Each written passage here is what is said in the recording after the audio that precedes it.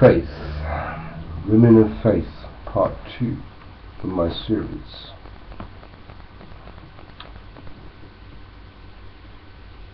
Women of Faith. 1 Samuel 25.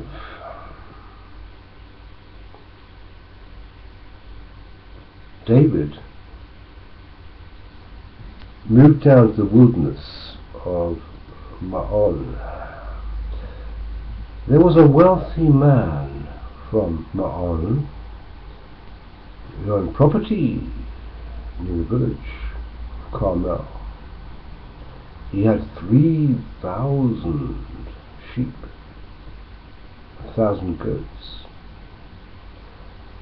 and it was sheep shearing season. This man's name was Nabal.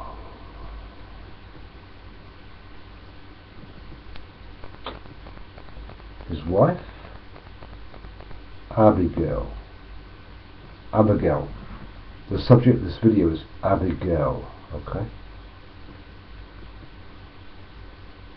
And she was a very sensible and beautiful wife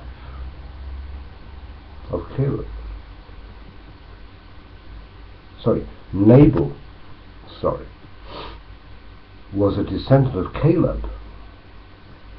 Surprising enough, okay? But Nabal was mean and disobedient in all his dealings. Okay, when David heard that Nabal was shearing his sheep, he sent 10 of his young men to Carmel and told them to tell Nabal, peace, shalom, prosperity to you and your family and everything you own. I'm told you're shearing sheep and goats, while your shepherds stayed among us near Carmel. We never harmed them, and nothing was ever stolen from them. Ask for servants, they will tell you it is true. Would you please now be kind to us, because we have come at this time of celebration.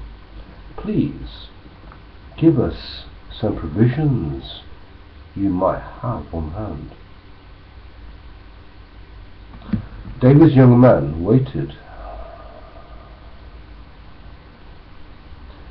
then gave this message to Nabal, and Nabal replied, who is this fellow David? Now David had rescued Nabal's flocks from marauders, right? Now David's asking for a reciprocation, a kind of a compliment, a return of favors. So what does Nabal say? Who is this fellow David? Who does this son of Jesse think he is? There are lots of servants these days who run away from their masters. Shall I take my bread and water and meat I've slaughtered from my shearers and give it to a band of outlaws who come from who knows where? So David's messengers returned and told David what Nabal had said. David said, get your swords. He took up his own sword. 400 men started off with David, and 200 remained behind to guard their equipment. So get a picture. David's going full force with this guy, Nabal, whom he protected in the past. And now, what he's been given food. Okay, 1 Samuel 25 verse 14. Meanwhile, one of Nabal's servants went to Abigail, that's Nabal's wife, and told her, David sent men from the wilderness to talk to our master and he insulted them. But David's men were very good to us, and we never suffered any harm from them. Nothing was stolen from us the whole time they were with us. In fact, day and night they were like a wall of protection to us and the sheep. You better think fast, Abigail. There's going to be trouble for our master and his whole family. He is so ill-tempered, no one can even talk to him.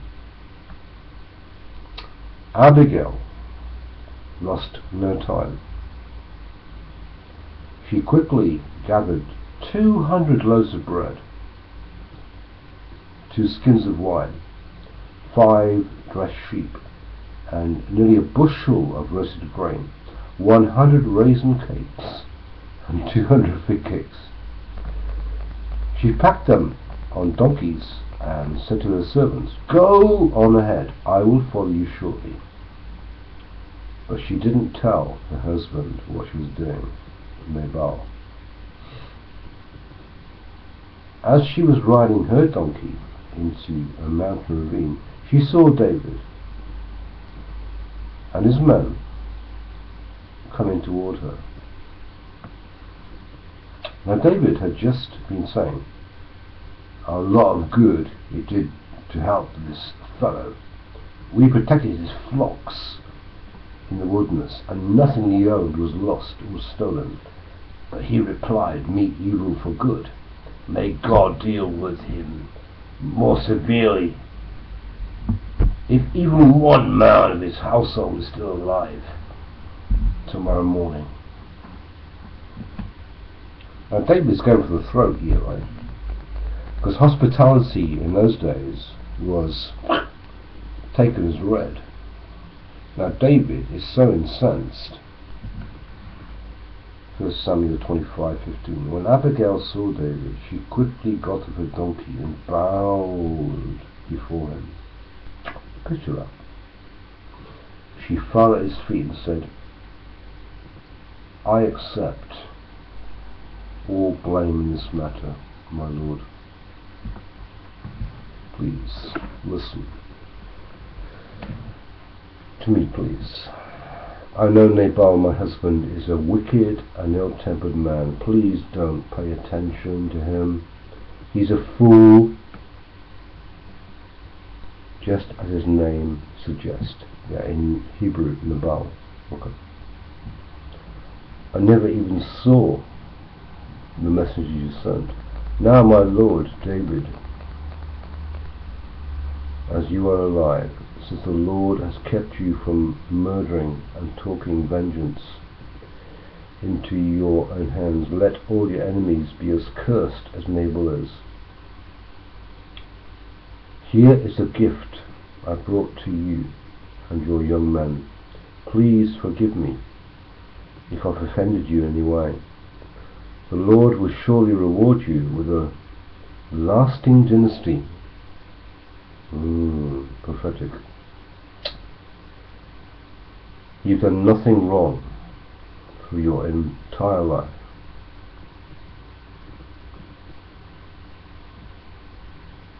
And even when you are chased by those who seek your life, you are safe in the care of the Lord your God, secure in his treasures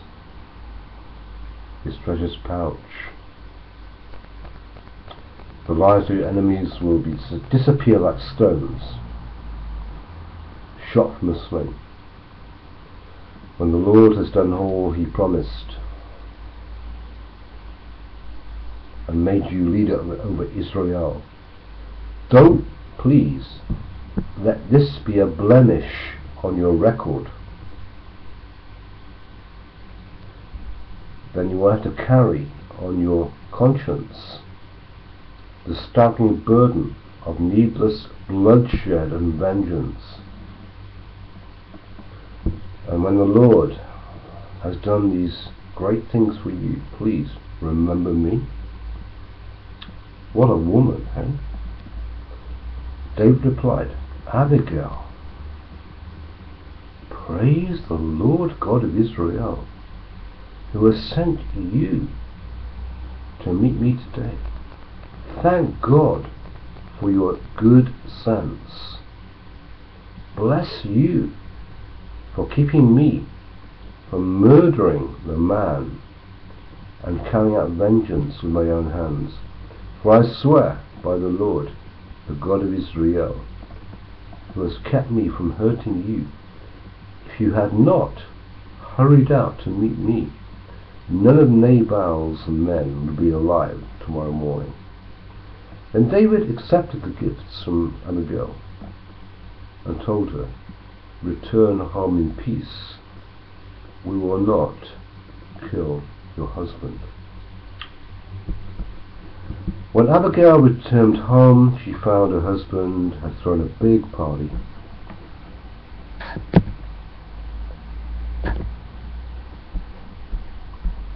Stay on.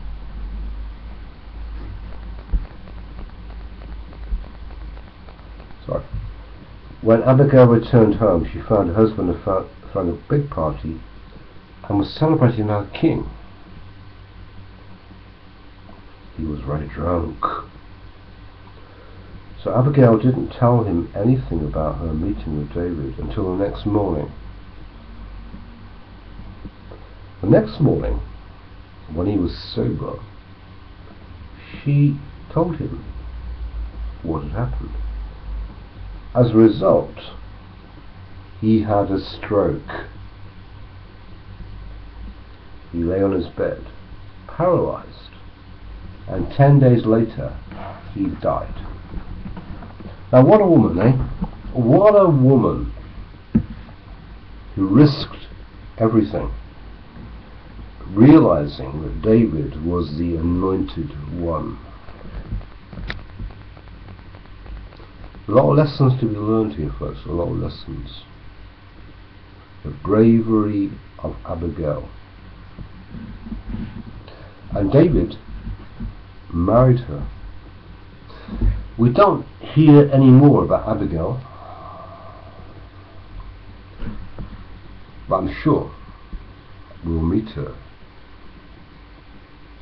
in the new earth, in the resurrection. What a woman, man. What a woman.